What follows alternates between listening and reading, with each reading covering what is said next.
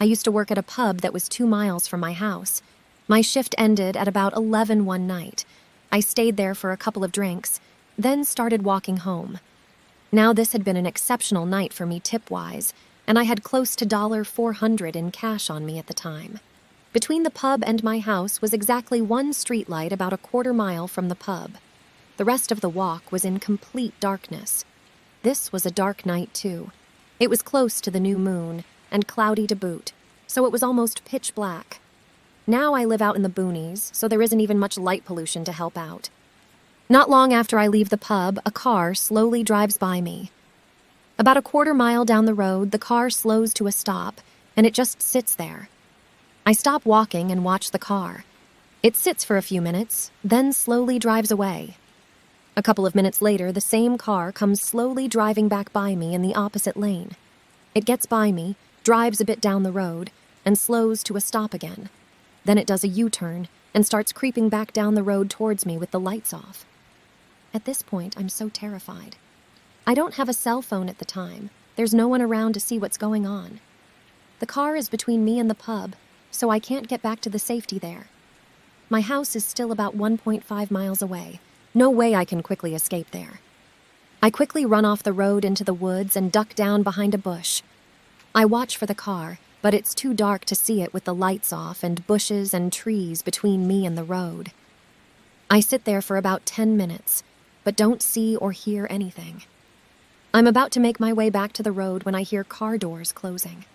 Now I'm really panicking. It feels like my chest is about to explode. The hairs on the back of my neck is standing up. I keep imagining someone sneaking up behind me. I stay hidden and hope to God whoever it is doesn't find me. I don't know how long I stay there, but I eventually hear car doors again, then cars passing by. I give it a couple of minutes, then ease back to the road. When I see it's clear, I go back to the pub and let my boss know what happened. He said then and there that I'm never to walk home at night again. Either him, his brother, or his mom will give me a lift home. When the other servers and the kitchen staff hear what happened, they all say the same thing. Never been that terrified before. I work night shift at a rehab facility. We have a protected gate with a camera looking down from above and one of those doorbell cameras. In the office, the camera monitor is on one wall and the doorbell monitor is on another. I was doing some paperwork and see this guy walk past, stop for a few seconds, then slowly turned around, walked back and stared up at the camera. And he kept staring. The facility is in a rough neighborhood, so I'm fairly used to folks hanging out around the gate and usually ignore it. But the way he was staring was off-putting. Like his eyes and expression were hollow and dead, almost as if he were in deep thought about something horrible. I was pretty sure he was zonked on synthetics. I used the intercom to see if he was okay, but he just kept staring directly at the camera. We have a rule. If it's not hurt or trying to come through the fence, just let it be. No sense in engaging needlessly with somebody potentially hostile or messing with the locals. He stood there and stared at that camera for 2 hours. That same dead-eyed expression staring right at me. I did a round and came back to find him gone, which only creeped me out more. Used to work nights at a Home Depot. There was one time where for a week or so our store stayed open 24 hours. For the most part, this wasn't really a problem. Typically, nobody comes shopping for home improvement items at 2 in the morning, except that one couple that came looking for marble countertops at 1:30 in the morning and the woman was wearing a nice dress. I guess there was also that one young lady who came looking for a toilet paper roll holder a little after midnight. I had just gotten off my first break, and she was wearing jorts and one of those white with black belt stereotypical karate outfits.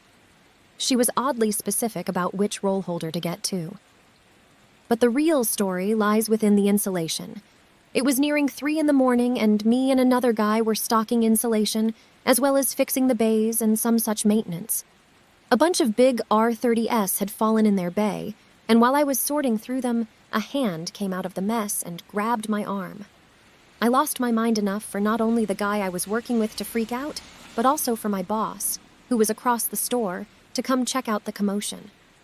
Turns out a homeless drunkard had come into the store at some point, and I can only assume before the night crew showed up, and had made a nest in the insulation where he fell asleep. The dude was in bad shape, too. Like, far gone into whatever inebriation that we had to call the police to remove him. I was always a little more cautious around the insulation afterette, for at least the time the store stayed open 24 hours.